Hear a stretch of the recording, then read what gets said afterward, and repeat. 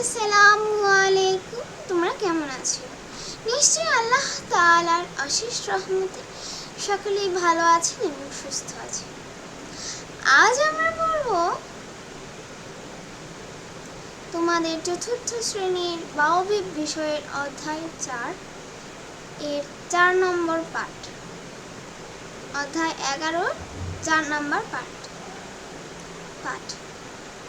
সেটা হচ্ছে দর্শনীয় পাহাড়ি এলাকা। এই পাঠে আমরা বাংলাদেশের 3টি আকর্ষণীয় পাহাড়ি এলাকা সম্পর্কে জানব। বান্দরবান বাংলাদেশের দক্ষিণ পূর্ব দিকে অবস্থিত একটি পাহাড়ি জেলা। এখানে আছে বাংলাদেশের সর্বোচ্চ পাহাড়ের চূড়া তাজিংডং। এখানে আরও আছে দর্শনীয় চিংবুক পাহাড়ের চূড়া ও বগা লেক।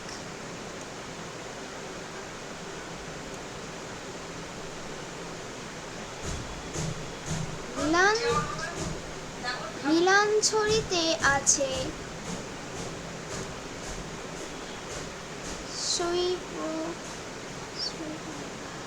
নামে একটি পাহাড়ি ঝর্ণা।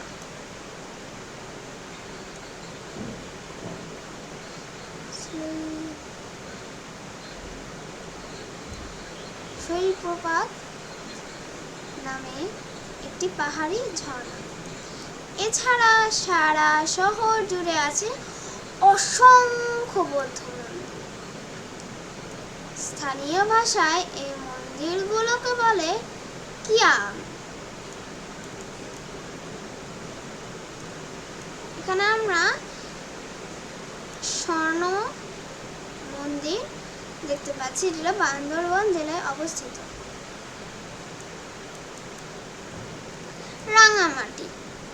রাঙামাটি বাংলাদেশের আরও একটি পাহাড়ি জেলা। এর পাশ দিয়ে বয়ে গেছে কাপ্তাই হ্রদ। রাঙামাটি সবুজ পাহাড়, বন আর লেকে ঘেরা সুন্দর জায়গা এবং জনপ্রিয় অবকাশ কেন্দ্র। রাঙামাটি চাকমা, মারমা ও অন্যান্য ক্ষুদ্র নৃগোষ্ঠীর বাসস্থান। তাই এখানে তাদের হাতে বানানো পোশাক এবং হাতির দাঁতের গহনা পাওয়া যায়। এখানে একটি ক্ষুদ্র নৃগোষ্ঠীর জাদুঘরও আছে। আরও আছে ঝুলন্ত সেতু। এই যে ঝুলন্ত সেতু রাঙামাটিতে অবস্থিত। এই যে আমরা দেখতে পাচ্ছি কেমন দেখতে এই ঝুলন্ত সেতু। তারপর হচ্ছে জাফলং। সিলেট বিভাগের উত্তরে খাসি জৈন্তা পাহাড়ের পাদদেশে জাফলং অবস্থিত। এখানে খাসি ক্ষুদ্র নৃগোষ্ঠীর আবাসস্থল। এখানে পিয়াইন নদী থেকে বয়ে আসে অনেক পাহাড়ি পাথর। এই পাহাড়ি পাথর স্থানীয় জনগণ সংগ্রহ ও বিক্রি করে জীবিকা নির্বাহ করে। জাফলং পাহাড়ে ঘেরা একটি সবুজ বন, যা প্রাকৃতিক সৌন্দর্যের লীলাভূমি।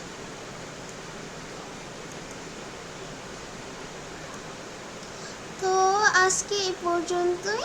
দেখা হবে নতুন কোনো ভিডিও। আল্লাহ হাফিজ। সবাই ভালো থেকো।